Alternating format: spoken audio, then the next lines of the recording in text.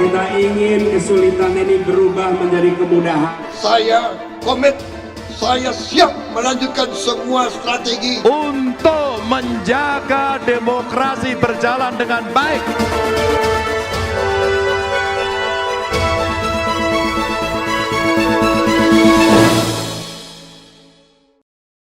Halo, selamat pagi. Saat ini Anda menyaksikan Berita Banten bersama saya Rusdi Maulana. Sejumlah informasi aktual dan menarik akan kami hadirkan untuk Anda. Dan berikut 3 berita utama pagi hari ini. Tidak memiliki jembatan, siswa bertaruh nyawa saat berangkat sekolah.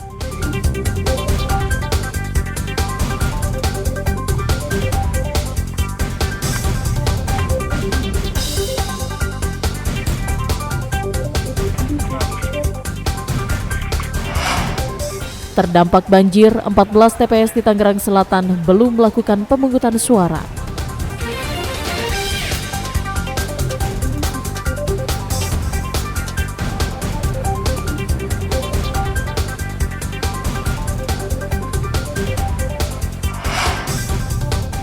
Ratusan korban banjir bandang Lebak Gedong tagih janji wakil rakyat.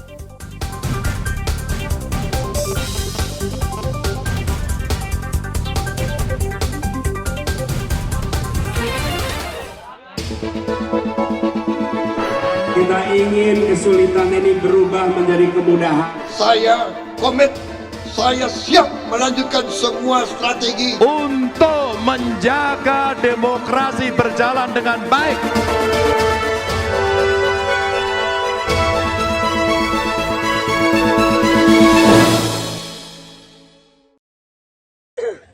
Berangkat sekolah dengan riang gembira tanpa perasaan takut, seharusnya dirasakan para siswa sekolah dasar ini. Namun, sejumlah siswa SD yang tinggal di Kampung Nambo, Desa Gabus, Kecamatan Kopo, Kabupaten Serang, setiap berangkat dan pulang sekolah, mereka was-was dan takut karena harus menyeberang Sungai Cidurian hanya dengan rakit bambu. Kondisi seperti ini sudah dialami siswa sekolah dasar dan warga sejak bertahun-tahun karena tidak ada jembatan. Padahal Kecamatan Kopo memiliki ratusan industri. Rakit bambu ini merupakan hasil swadaya dari masyarakat yang sengaja dibuat agar mereka bisa menyeberangi sungai. Tidak jarang rakit swadaya warga hanyut di saat Sungai Cidurian meluap yang dikenal berarus kencang. Rakit hanya bisa digunakan saat kondisi air normal. Saat air sungai meluap, warga dan siswa tidak berani menyeberang dan memilih tidak berangkat ke sekolah. Ya. Tiap hari lewat sini? Jam berapa kalau berangkat sekolah? Jam 7. 7. Pulang jam? Jam 11. Jam 11. Kalau tiap hari lewat sini terus? Keinginan ada seperti apa? Jembatan aja. Pengen dibuatin jembatan ya? Ya. Kelas berapa? Kelas 3. Kelas 3. Menyeberangi Sungai Cidurian dengan rakit ini memiliki resiko yang sangat besar. Bahkan pernah ada warga yang mengantarkan anaknya ke sekolah, terseret arus sungai saat menaiki rakit. Beruntung warga langsung memberikan pertolongan. Dari dulu nggak ada jembatan, dari pas saya belum lahir ini Pak, nggak ada jembatan. Begini aja ya kalau anyut, eretan lagi, patungan lagi, bikin lagi gitu. Anak-anak kasihan kalau airnya banjir nggak bisa sekolah, tapi kalau agak surut sedikit baru bisa berenang kalau nggak ada eretan gitu. Bahaya Bu ya? Bahaya, ya. Saya mohonlah kepada pemerintah tolong partisipasinya gitu buat warga di sini. Pemerintah desa mengaku sudah beberapa kali mengajukan pembangunan jembatan ke Pemkab Serang, namun hingga saat ini belum ada tanggapan. Kesedihan para siswa mungkin terobati jika Pemkab Serang sejak dulu membangun jembatan untuk akses warga menyeberang. Kamu pasir muncul gitu di RT 16 memang itu warga kesulitan untuk menyeberang karena tidak ada akses jembatan di situ. Jadi ketika ada kebutuhan untuk berangkat sekolah, terus untuk berjualan dan aktivitas-aktivitas lainnya, maka warga sekitar sangat merasa kesulitan.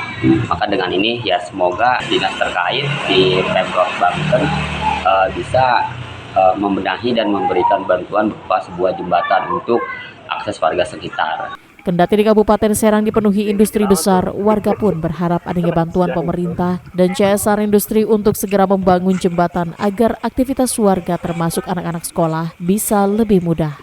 Ariel Maranus dan Ahmad Sayuti melaporkan dari Kabupaten Serang. Jembatan di Kampung Pentas Selatan, Desa Patia, Kecamatan Patia, Kabupaten Pandeglang rusak parah akibat lapuk dimakan usia. Tiang penyangga besi ditopang kayu dan bambu menyulitkan warga maupun pengendara roda 2 yang melintas. Jembatan yang membelah Sungai Cipatia dibangun tahun 2008, memiliki panjang 15 meter dan lebar 1,5 meter yang sudah 10 tahun tidak diperbaiki. Warga terpaksa melewati jembatan tiap harinya karena tidak ada akses lain yang dilalui. Warga berharap pemerintah segera memperbaiki jembatan tersebut agar tidak memakan korban. Kalau melintasnya sih ngeri, soalnya kan jalannya kayak gitu, berlubang semua. Oh, jembatannya rusak ya? Iya. Ini tiap hari lewat sini? Iya, tiap hari lewat sini saya. Oh. Nah terus harapan pengguna jalan ini seperti apa nih dengan kondisi jembatan seperti ini?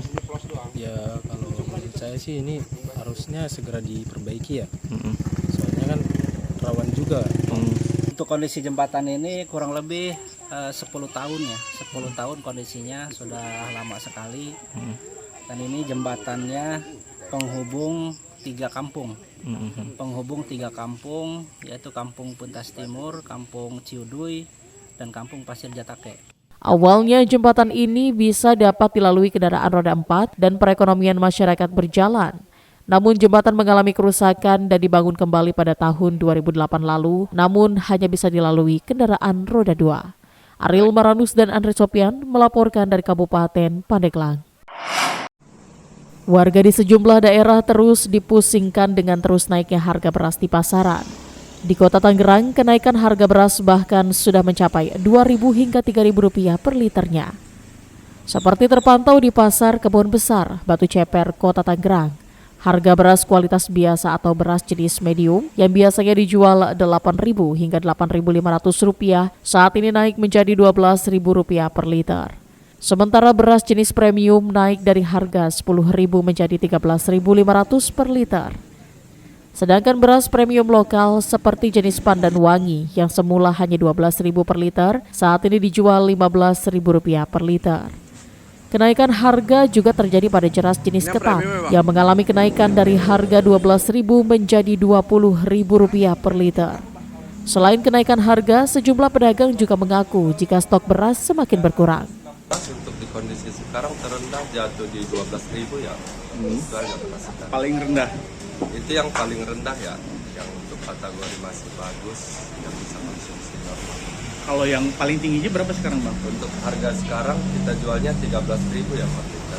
Paling tinggi? Ya, kecuali beras Pandan Wangi kan. Pandan Wangi memang harganya di kisaran 15.000 atau 14.000. Sejumlah warga mengaku pusing dengan tingginya harga beras karena pengeluaran mereka terus bertambah.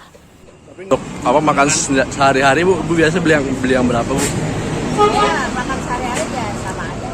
Ada yang 13,5, ada yang 14,5. Tapi ini kenaikan terparah ya Bu? Parah banget, baru udah sampai 3 hari aja udah naik 100.000. Saya seminggu beli 695 kemarin ya. Kemarin udah 765. Konsumen dan pedagang sangat berharap pemerintah cepat bertindak agar harga beras bisa kembali stabil. Ariel Maranus dan Taufik Saleh melaporkan dari Kota Tangerang. 14 tempat pemungutan suara yang berada di 2 perumahan di Kecamatan Pondokaren, Tangerang Selatan terpaksa menunda pelaksanaan pemungutan suara akibat terendam banjir pada hari Rabu kemarin. Hingga saat ini, KPU Kota Tangerang Selatan masih menunggu rekapitulasi dan pengajuan dari Panitia Pemilihan Kecamatan atau PPK Pondok Aren untuk mengetahui hasil kondisi lapangan dan kronologis untuk membuat surat keputusan.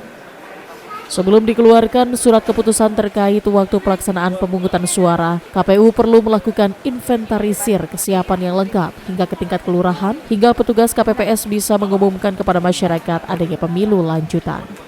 Selain itu, surat keputusan tersebut nantinya akan diberitahukan kepada Bawaslu, kepolisian, pemerintah kota, partai politik, tim pemenangan pasangan calon, dan juga masyarakat. Salah satu faktor yang bisa menjadi pemilu lanjutan gitu ya, itu adalah force major. Nah tadi memang di satu kecamatan ya, sampai hari ini di Pondok Aren ada beberapa TPS kurang lebih awalnya 14 yang dianggap ada kondisi force major. Nah itu makanya ternyata ada 2 karena dinilai oleh Bawaslu Provinsi, tadi disupervisi juga oleh Bawaslu Provinsi Banten, yang 2 itu dianggap bahwa selagi masih bisa, maka lanjutannya adalah melanjutkan. Jadi kalau yang namanya melanjutkan itu, kecuali begini, kalau dimulainya jam 8 bukan karena faktor apapun, pasti pelanggaran administrasi. Tapi kalau ada force major maka bisa dimulai kapanpun. Tentu hak masyarakat harus dijaga. 14 TPS yang berlokasi di Kecamatan Pondok Aren, Tangerang Selatan di hari H Pemilu 2024 terendam banjir sehingga pelaksanaan proses pemungutan suara tertunda.